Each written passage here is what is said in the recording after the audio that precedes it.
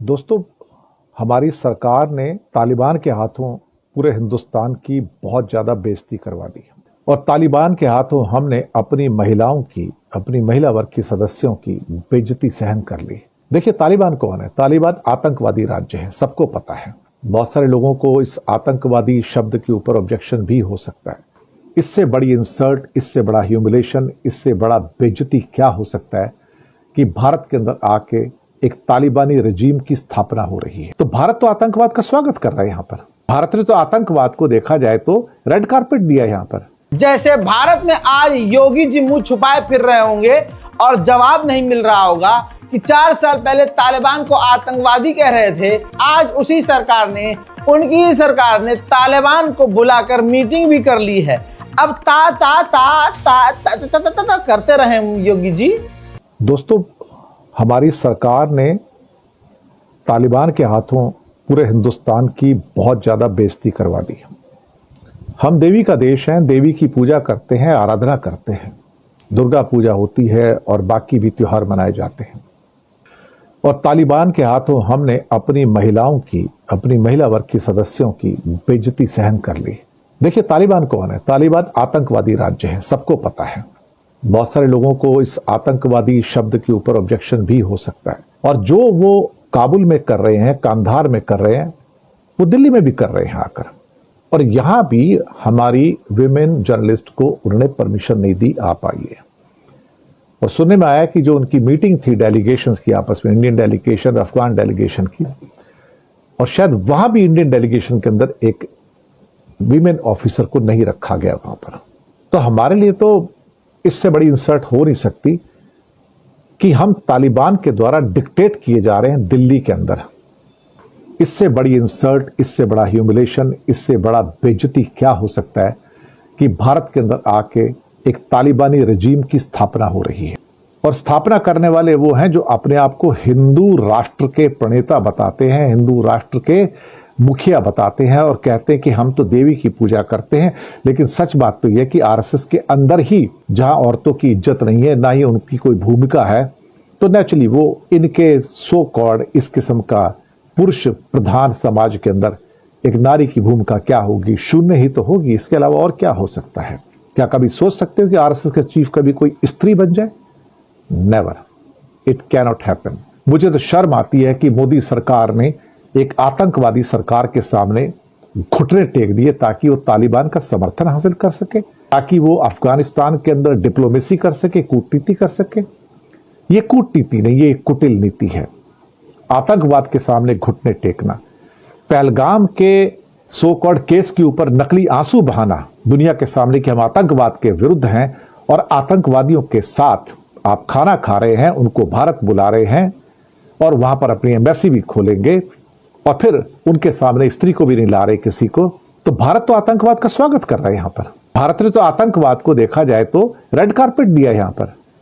तो ये दोहरी मानसिकता तो मोदी सरकार दिखा रही है, हम थोड़ी दिखा रहे हैं। हम कहां आतंकवाद के सो कॉल्ड बात कर रहे थे? हम तो आतंकवाद के शुरू से विरोधी रहे हैं, लेकिन ये तो आतंकवाद को प्रेम कर रहे हैं मोदी सरकार वाले। इसे डिप्लोमेसी नहीं कहते साहब, इसे कूटनीति नहीं कहते, इसे कुटिल नीति कहते हैं कि जो आप करते हैं और जो आप यहां पर कह रहे हैं, दोनों की जमीन आसमान में फर्क है। तालिबान के सामने हमारी सरकार ने घुटने टेके, शर्मनाक है, शर्मनाक। तालिबान तो तालिबान है, तालिबान। जैसे भारत में आज योगी जी मुंह छुपाए फिर रहे होंगे और जवाब नहीं मिल रहा होगा कि 4 साल पहले तालिबान को आतंकवादी कह रहे थे। आज उसी सरकार ने, उनकी ही सरकार ने तालिबान को बुलाकर मीटिंग भी कर ली है। अब ता ता ता ता ता ता ता ता करते रहे योगी जी, सर पे हाथ फेर के ता ता ता करते रहे। उधर देखो तालिबान कितना खतरनाक है। हम तो कह रहे हैं योगी जी, मैं मुसलमान हूं, मैं कह रहा हूं तालिबान आतंकवादी है। काहे उससे मुंह से मुंह मिलाए भाई, काहे? इसके अलावा तालिबान को लेके बहुत हल्ला मचा हुआ है इंडिया में, क्योंकि उनकी प्रेस कॉन्फ्रेंस में हमारे विमेन जर्नलिस्ट को बाहर निकाल दिया गया, उनको एंट्री नहीं दी गई। और साथ में जो हमारी डेलीगेशन की जो मीटिंग थी हैदराबाद हाउस में, फॉरेन मिनिस्ट्री के डेलीगेशन थे, वहां भी भारत की ओर से कोई महिला सदस्य नहीं थी, ऐसा सुनने में आया है। ये शर्म की बात है कि आप तालिबान की डिक्टेट के नीचे आके दिल्ली में काबुल की तरह बिहेव कर रहे हैं। और काफी इसके अंदर जो लोगों के अंदर रोष है इस टाइम। इवन प्रियंका गांधी का भी इसमें ट्वीट आया, चिदम्बरम के आया, बहुत कोई ट्वीट है हिंदुस्तान में, हजारों ट्वीट आए एक्चुअली। पर मुझे मुझे लगता है कि भारत ने ऐसा क्यों किया? एक तालिबान को खुश करने के लिए क्या आप किसी भी लिमिट तक जा सकते हो? क्या आप अपनी महिलाओं को उठाकर साइड में कर सकते हो कि उनको कोई महिला नजर नहीं आनी चाहिए? That is absolutely shameful. मैं कहता हूं कि भारत ने जो सरेंडर किया है, मोदी सरकार ने जो सरेंडर किया तालिबान के सामने, मुझे उसके ऊपर शर्म आती है। इस सरकार पे शर्म आती है कि इस सरकार के अंदर रीढ़ की हड्डी नहीं है सामना करने का और ये कहने का कि नहीं, तुम हिंदुस्तान में हो तो हिंदुस्तान में रहोगे तो हिंदुस्तान की तरह बिहेव करना पड़ेगा। जी हाँ, बिल्कुल हिंदुस्तान की तरह बिहेव करना पड़ेगा। अब इसके बाद आते हैं कि पाकिस्तान में बढ़ती हुई वायलेंस। जी हाँ, रोजाना वहां से जो आजकल खबरें आ रही हैं वो वायलेंस की आ रही हैं और काफी बड़ी वायलेंस की आ रही हैं। जब से काबुल पे हमला हुआ है ये वायलेंस और बढ़ गई है। जाफर एक्सप्रेस पे कई अटैक हो चुके हैं। लगातार पाकिस्तान की आर्म फोर्सेस और पैरामिलिट्री फोर्सेस के ऊपर अटैक हो रहे हैं और मुझे लगता है कि चीजें जो है पाकिस्तान के अंदर थोड़ी बिगड़ रही हैं। वो सुधर नहीं रही हैं, वो बिगड़ रही हैं। और इन हालातों के अंदर वहां पे जो जमीनी हालात हैं वो उतने अच्छे नहीं है इस समय। तो कहीं ना कहीं इस बात का अंदाजा अब सबको हो रहा है कि पाकिस्तान के अंदर जो इमर्जिंग सिचुएशन है वो थोड़ी सी वोलेटाइल हो रही है। अब मे बी अब उसका जो अफगानिस्तान के साथ जो रिलेशंस हैं या जिस ढंग से काबुल के ऊपर उन्होंने बमबारी की है उसकी बात करो, तो बहुत सारी चीजें हैं जो यहां से निकल कर आ रही हैं। मैं ये समझ के चलूंगा कि पाकिस्तान का पीओके का एरिया हो या पाकिस्तान में जो बलूचिस्तान के एरियाज हैं, वहां पर ये जो बढ़ती हुई हिंसा है, जो अटैक्स हैं, टीटीपी तहरीके तालिबान पाकिस्तान ये नाम है जो उनके ऊपर अटैक करते हैं।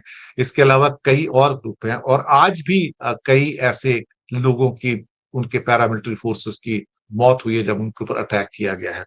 तो इस ढंग से बलूचिस्तान के अंदर तो अ, ये कई ग्रुप्स हैं जो वहां ऑपरेट कर रहे हैं अफगानिस्तान की ओर से भी और उनके अंदर से भी, और लगातार उनकी पैरामिलिट्री फोर्सेस पे अटैक कर रहे हैं और वहां पर खून खराबा जो है इस टाइम बढ़ता चला जा रहा है। और इस समय देखा जाए तो पाकिस्तान के अंदर एक हिंसा का, वायलेंस का दौर चल रहा है।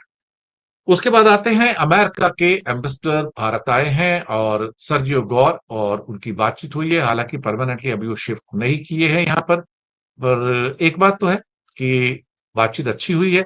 सर्जियो गौर देखा जाए तो बेसिकली कजाकिस्तान से, मैं आपको बता दूं, और इनका अगर जो पूरा नाम है गौरवस वस्की, कुछ इस टाइप का नाम है इनका जो है, ये गौर शॉर्ट में लिखते हैं एक्चुअली।